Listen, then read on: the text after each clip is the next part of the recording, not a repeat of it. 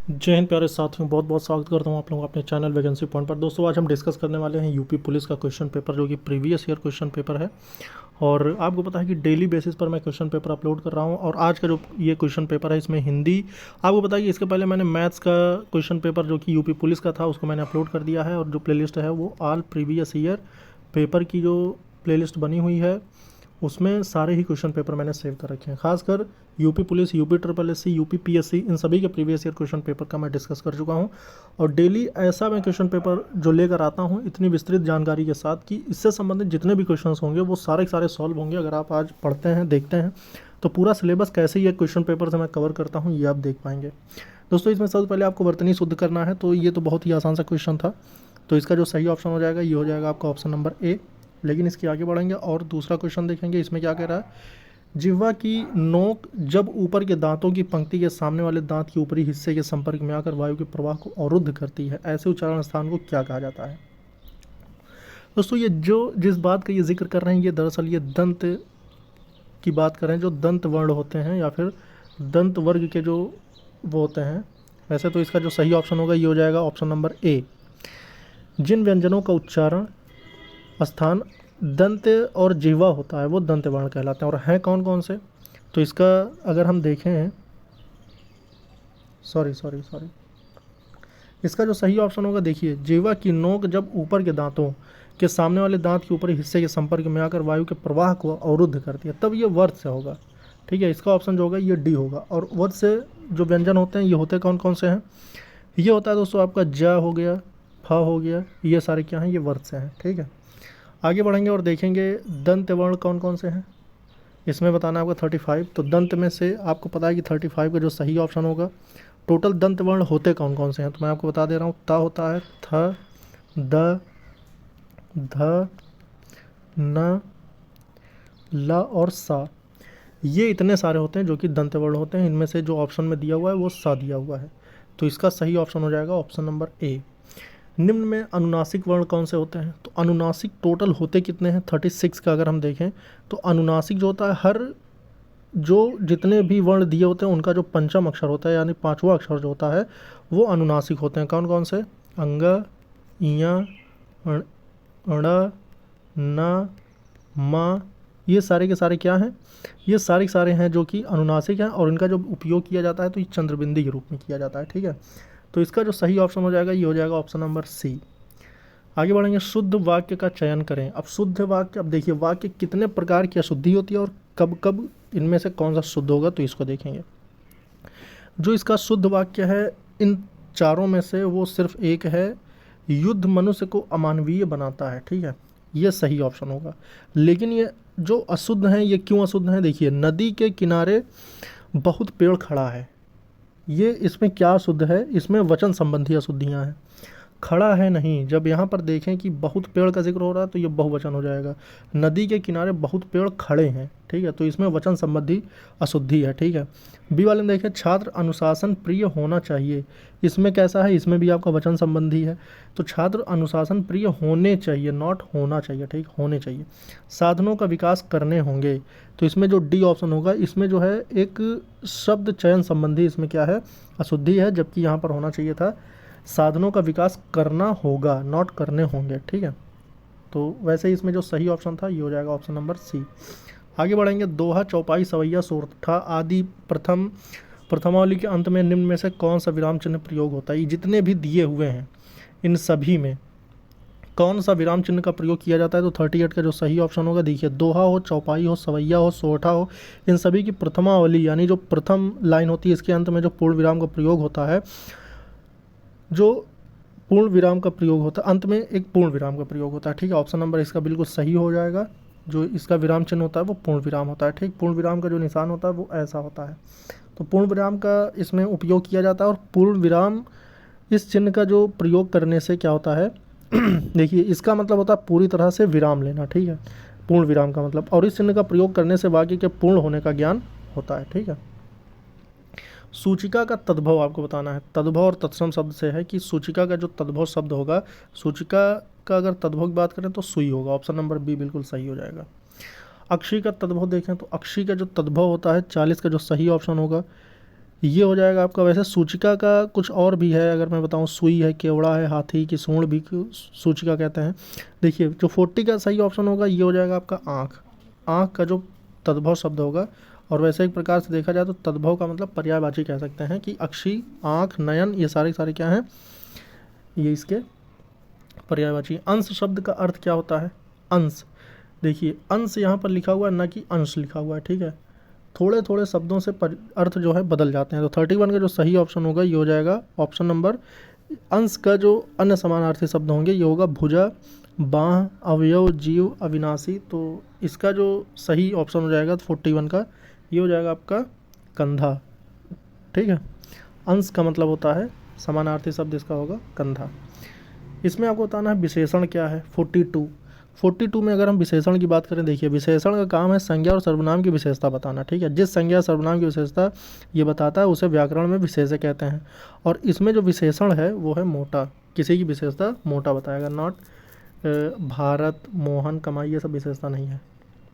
बुरा इसका भाववाचक संज्ञा रूप है। इसका जो भाववाचक संज्ञा रूप होगा वो क्या होगा? 43 का जो सही ऑप्शन होगा ये हो जाएगा ऑप्शन नंबर ए, बुराई, ठीक है। और बुराई का अर्थ होता है किसी की निंदा करना। 44 देखेंगे, 44 में क्या कह रहा है, कौन सा समुच्चय बोधक अव्यय नहीं है। इसमें से एक समुच्चय बोधक अव्यय नहीं है। 44 का जो सही ऑप्शन होगा वो हो जाएगा आपका आजन्म। आजन्म एक विशेषण है, ठीक है। और जबकि उसके अलावा जो तीनों हैं ये आपके, जैसे आपके अतएव की बात हो तो ये आपका परिमाण सूचक, ठीक, या फिर विकल्प सूचक है। तो ये किसी न किसी, और जो अर्थात है आपका ये आपका स्वरूपवाचक है, ठीक है, स्वरूपवाचक या फिर समुच्चय बोधक अव्यय कह सकते हैं, ठीक है। तो अगर बात है कि समुच्चय बोधक कौन सा नहीं है तो वो है आपका आजन्म। बाकी और सारे सारे क्या हैं, समुच्चय बोधक अव्यय हैं। मोहन पुस्तक पढ़ता है, इस वाक्य में पढ़ता है पद का परिचय दीजिए। मोहन पुस्तक पढ़ता है, तो जो पढ़ता है इसके संबंध में आपको बताना है कि कौन सी लाइन, कौन सा ऑप्शन सही होगा। तो 45 का जो सही ऑप्शन होने वाला है, देखिए मोहन, पहली बात तो इसमें कर्ता आया हुआ है और इसकी क्रिया के बारे में पूछ रहा है, ठीक है। तो देखिए अगर पढ़ता है एक प्रकार की सकर्मक क्रिया, क्योंकि क्या पढ़ता है, पुस्तक पढ़ता है। ये कर्तृवाच्य इसलिए होगा क्योंकि इसमें कर्ता भी दिया हुआ है और इसमें कर्ता के अनुसार इसमें लिंग वचन ये सब निर्धारित किया गया है, तो इसका मतलब ये कर्तृवाच्य होगा।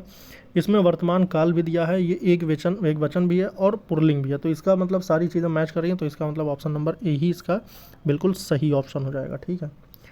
आगे बढ़ेंगे और देखेंगे थाली शब्द का बहुवचन बताइए। तो थाली शब्द का जो बहुवचन होगा 46 का जो सही ऑप्शन होगा, देखा जिन शब्दों का, हाँ, तो इसमें जो 46 का जो सही ऑप्शन होगा ये हो जाएगा थालियाँ, ठीक है। आपको अगर बताएं तो देखिए जिन शब्दों का अंत इकारांत स्त्रीलिंग यानी छोटी ई या फिर बड़ी ई इससे होता है उनका बहुवचन बनाने के लिए ईयाँ जोड़ना पड़ता है, ठीक, ये आप ध्यान दीजिएगा। राजा भिक्षुक को दान देता है, वाक्य में कौन सा कारक है? राजा भिक्षुक को दान देता है। देखिए कारक की अगर बात हो रही है दोस्तों तो आपको पता होना चाहिए कारक होते कितने प्रकार के हैं, ठीक। तो कारक का जो होते हैं, देखिए सबसे पहले तो मैं इसमें बता दूं, अगर भिक्षुक को विभक्ति किस में आती है, तो को विभक्ति जो है ये आपकी संप्रदान कारक की है, ठीक है। ऑप्शन नंबर हो जाएगा सही सी। टोटल होते हैं जो कारक होते हैं वो होते हैं 8 प्रकार के, 4 तो इसमें दे रखे हैं। देखिए सबसे पहले बात करें कर्म कारक की विभक्ति क्या होती है, तो कर्म कारक की विभक्ति भी को होती है, ठीक है। अपादान कारक की जो विभक्ति होती है ये होती है से, लेकिन अलग होने के लिए उपयोग की जाती है, ठीक है। किसी से अगर कुछ चीज़ अलग हो रही है तब वहाँ पर से विभक्ति लगी है तब। संप्रदान के लिए अभी मैंने आपको बताया ही, इस ऑप्शन में यही सही था। करण कारक जो होता है, करण कारक की जो विभक्ति होती है ये होती है से या फिर के द्वारा। ये जब कुछ लेने देने या फिर होने की जब बात होती है तब उसके लिए उपयोग किया जाता है, ठीक। तो भिक्षुक को दान देना संप्रदान कारक का उदाहरण है। बच्चे बस से पाठशाला जाते हैं, बच्चे बस से पाठशाला जाते हैं, इस वाक्य में कौन सा कारक है? 48 का जो सही ऑप्शन होगा, बस से जाने की बात हो रही है तो ये करण कारक है, ठीक है। विशुद्ध में उपसर्ग बताइए। उपसर्ग का मतलब होता है किसी मूल शब्द में, जैसे शुद्ध एक मूल शब्द है, इसके पहले जो शब्द जुड़ेगा वो उसका उपसर्ग कहलाएगा। तो इसमें क्या लगा हुआ है, वी। तो जब वी उपसर्ग लगा है 49 में जो सही ऑप्शन हो जाएगा ये हो जाएगा आपका विशुद्ध में वी। आए थे हरिभजन को ओटन लगे कपास, ये बहुत ही प्रचलित मुहावरा है। आए थे हरिभजन को ओटन लगे कपास, इसका मतलब ये होता है कि किसी कार्य विशेष की उपेक्षा कर किसी अन्य कार्य में लग जाना। 50 का जो सही ऑप्शन हो जाएगा ये हो जाएगा ऑप्शन नंबर सी, बिल्कुल सही है। जो खाना मुफ्त में मिलता हो उसे क्या कहते हैं? जो खाने के लिए कोई पैसा न देना पड़े उस खाने को कहा जाता है लंगर, ठीक है। वैसे भंडार किसे कहते हैं? तो देखिए भंडार जो होता है ये एक प्रकार से अन्न रखने का घर, जैसे मतलब जहाँ पर अन्न रखे जाते हैं उसे भंडार कहा जाता है। खुराक किसे कहते हैं? अगर खुराक की बात करें तो देखिए भोजन की एक समय सीमा अगर नियत है, मतलब कि किसी निश्चित समय या कोई नियत समय पर हम कोई भोजन कर रहे हैं तो वो उसका खुराक कहलाता है। उसके बाद भोजन क्या होता है? भोजन जो होता है ये पेट भरने के लिए खाया जाने वाला पदार्थ जो होता है उसे भोजन कहते हैं, ठीक है। लेकिन जो खाना मुफ्त में मिलता है उसे क्या कहते हैं? लंगर। आगे बढ़ेंगे, निम्नलिखित में से संधि के लिए उचित विकल्प को चयन करें। इसमें जो ऑप्शन दिया हुआ है विकल्प, जैसे अत्याचार, इसके लिए जो सही ऑप्शन होगा वो क्या होगा? इसका संधि विच्छेद करना है तो अत्याचार के लिए अति धन आचार, इसका जो संधि विच्छेद होगा वो ये हो जाएगा। दोस्तों आप लोग वीडियो को ज़्यादा से ज़्यादा लाइक और शेयर कर देना सभी मित्रों के साथ, और डेली बेसिस पर मैं question paper previous year upload कर रहा हूँ, तो आप लोग चैनल को ज़रूर सब्सक्राइब कर लेना ताकि आप डेली बेसिस पर आप देख सकें और आप अपनी तैयारी को और अच्छा कर सकें। समाजोत्थान शब्द का संधि विच्छेद कीजिए। समाजोत्थान, समाज का उत्थान, 53 में जो सही ऑप्शन होने वाला है ये हो जाएगा आपका समाज धन उत्थान, यानी ऑप्शन नंबर ए बिल्कुल सही हो जाएगा। समाजोत्थान में आपको बता दें कि इसमें गुण संधि है, ठीक है। गुण संधि अगर आप संधियों के बारे में पढ़ेंगे, जब ओ आता है बीच में तब यहाँ पर गुण संधि आती है, और अगर अ आता है तब यहाँ पर आपका वृद्धि संधि आती है, और अगर बड़ा आ आता है तो आपका दीर्घ संधि होगा, ठीक है। ये सब इसकी पहचान है। निम्नलिखित पंक्तियों में प्रयुक्त रस के सही भेद का चयन कीजिए। देखिए इसमें जो लाइन लिखी हुई है इसको आपको बताना है कि इसमें किस रस का उपयोग किया गया है। अटपटी उलझी लताएं डालियों को खींच लाएं और पैर को पकड़े अचानक प्राण को कस लें कपाएं। सांप सी काली लताएं। 54 का जो सही ऑप्शन होने वाला है ये हो जाएगा ऑप्शन नंबर सी, रौद्र रस का इसमें उपयोग किया गया है, ठीक है। और रौद्र रस का जो अस्थायी भाव होता है वो क्रोध होता है, ठीक। और इसकी जो उत्पत्ति होगी वो शत्रु की चेष्टाओं, गुरुजनों की निंदा आदि से उत्पन्न क्रोध भाव से युक्त रौद्र रस की निष्पत्ति होती है, ठीक है। रौद्र रस का जो अस्थायी भाव होता है ये आपका होता है क्रोध। और अगर भावों की बात करें तो दोस्तों 4 प्रकार के भाव होते हैं। कौन कौन से? अस्थायी भाव, विभाव, संचारी भाव और अनुभाव, ठीक है। किस छंद का प्रथम व अंतिम शब्द एक सा होता है? अंतिम शब्द और प्रथम शब्द एक सा होता है। 55 का जो सही ऑप्शन होगा ये हो जाएगा आपका कुंडलियाँ। अच्छा, कुंडलियाँ जो होती हैं ये एक प्रकार की आपकी विषम मात्रिक छंद है, ठीक है। और इसमें जो होते हैं टोटल 6 चरण होते हैं, और इसके प्रत्येक चरण में जो होती हैं 24 मात्राएँ होती हैं। इसके बारे में अगर आपको मैं और कुछ बताना चाहूँ तो ये बता सकता हूँ कि इसके जो प्रथम 2 चरण होते हैं वो दोहा, और बाद के 4 चरण जो होते हैं वो रोला के होते हैं। तो इसका मतलब ये हुआ कि दोहा और रोला से ये मिलकर बना होता है, इसीलिए ये विषम मात्रिक छंद है। विषम मात्रिक छंद का मतलब दो छंदों से मिलकर बना हुआ छंद विषम मात्रिक छंद कहलाता है, और ये एक प्रकार का मात्रिक छंद का उदाहरण है, ठीक है। और अगर इससे संबंधित मैं कुछ बताना चाहूँ तो ये दोनों छंद जो होते हैं कुंडली के रूप में एक दूसरे से गुंथे होते हैं, इसलिए इसे कुंडलियाँ छंद कहते हैं, ठीक है। अब इसके बाद इसमें आपको बताना है कि कौन सा अलंकार है। सखिन सहित हर्षि अतिरानी सूखन धानु पराजनु पानी, इस पंक्ति में अलंकार आपको बताना है। तो जब आपको पता होना चाहिए 56 में जो सही ऑप्शन होने वाला है ये आपका उत्प्रेक्षा हो जाएगा। और उत्प्रेक्षा अलंकार जो होता है, देखिए उत्प्रेक्षा अलंकार समाहित है जहाँ उपमेय में उपमान की संभावना की जाए, उत्प्रेक्षा अलंकार होता है। उपर्युक्त पंक्ति का अर्थ जो होगा सखियों सहित अत्यंत खुशी हुई मानो सूखे धानों पर पानी पड़ गया हो, ठीक है। इसका अर्थ जो होगा इस लाइनों का वो ये होगा। आगे बढ़ेंगे और देखेंगे नरोत्तम में कौन सा समास है। नरोत्तम का मतलब क्या होता है? नरों में उत्तम, ठीक है।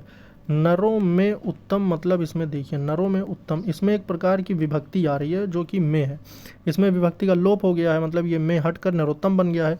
तो बात यह है कि जब विभक्ति का लोप होता है, और आपको पता है कि जितने भी जो कारक हैं, हर कारक के आधार पर अगर कोई समास विग्रह किया जा रहा है तो फिर आप समझ लीजिए कि 57 का जो सही ऑप्शन होने वाला है वो हो जाएगा आपका तत्पुरुष, जो कि तत्पुरुष 6 प्रकार के होते हैं। तत्पुरुष में वही जो करण तत्पुरुष, कर्म तत्पुरुष, अपादान तत्पुरुष वही सब चीज़ें जो कि जिसमें विभक्तियों का उपयोग किया जाता है, जो अभी कारक हमने आपको बताया था उन्हीं के आधार पर। 58 में देखेंगे निम्नलिखित में से सबसे पहले अपनी आत्मकथा हिंदी में किसने लिखी, तो 58 का जो सही ऑप्शन होने वाला ये हो जाएगा ऑप्शन नंबर डी। ठीक है, बनारसी दास ने। दोस्तों आज के वीडियो में बस इतना ही। मैं आज आपके लिए हिंदी का क्वेश्चन मैं लेकर आया हुआ था, जो कि वही क्वेश्चन है जो आपके प्रीवियस ईयर क्वेश्चन पेपर में पूछे जा चुके हैं। लगातार आप लोगों को अगर क्वेश्चन की प्रैक्टिस करनी है, previous year question paper solve करने हैं, तो आप लोग चैनल को ज़रूर सब्सक्राइब कर लें और वीडियो को लाइक और शेयर कर देना सभी मित्रों के साथ। इस वीडियो में इतना दोस्तों, फिर मिलेंगे। जय हिंद, जय भारत।